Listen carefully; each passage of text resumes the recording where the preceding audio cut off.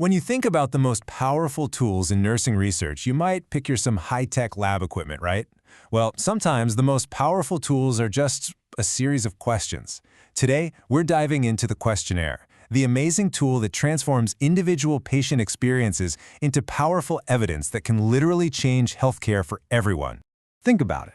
Every single patient has a story, a totally unique experience. But how do you capture that in a way that's consistent, that's measurable, and that you can use to improve care for not just one person, but thousands?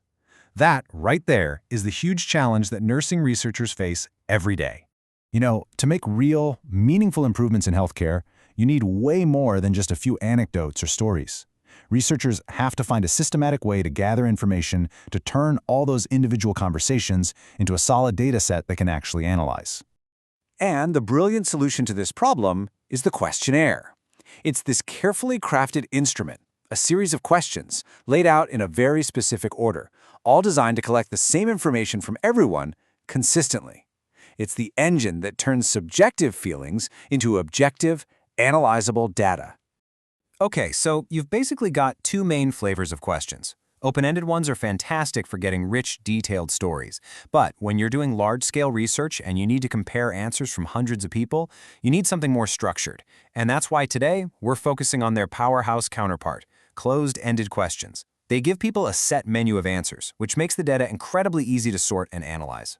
So, let's crack open the researcher's toolkit. Inside, you're not going to find just one tool, but a whole bunch of different types of closed-ended questions. Each one is like a specialized instrument, designed for a very specific job. And getting the right data? Well, it all comes down to picking the right tool. So let's see what we've got. First up, we've got the most straightforward tool in the kit, the dichotomous question. It's a simple yes or no, true or false. There's no gray area, which is perfect when you need clear, factual, binary data. Simple as that. Next up is a format we've all seen, probably more than we'd like to admit, the multiple choice question. You get the question, that's the stem, one right answer, and then a few sneaky wrong answers called distractors to make sure you really know your stuff. It's a super precise tool for testing knowledge.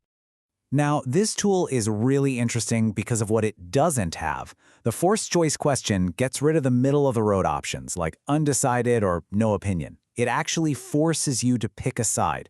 Researchers use this when they need decisive data, not wishy-washy answers. Think of this next one like you're literally in a cafeteria. The cafeteria question gives you a menu of options and asks you to pick the one that best fits your personal preference. It's not about what's right or wrong, it's all about understanding individual choice. And this is just so smart. Our next tool is a filter, or contingency question. It works on if-then logic. So if you answer yes to smoking, the survey sends you to a follow-up question. If you say no, you just skip it. It basically customizes the survey for each person, so no one wastes time on questions that don't apply to them. A rank order question gives us some really deep insights. It doesn't just ask what's important to you, it asks how important something is compared to everything else. By having someone rank a list of items, researchers can get a crystal clear picture of a patient's priorities. That's incredibly valuable info. Okay, talk about efficiency. Look at this.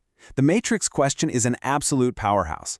It lets a researcher ask about a whole bunch of related things, like communication, cleanliness, pain management, all at once using the exact same scale.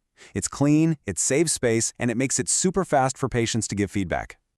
I guarantee you've seen this one a million times. The rating scale, often called a Likert scale, is all about measuring the intensity of a feeling. How strongly do you agree or disagree? It's the absolute go-to tool for trying to measure subjective attitudes and opinions.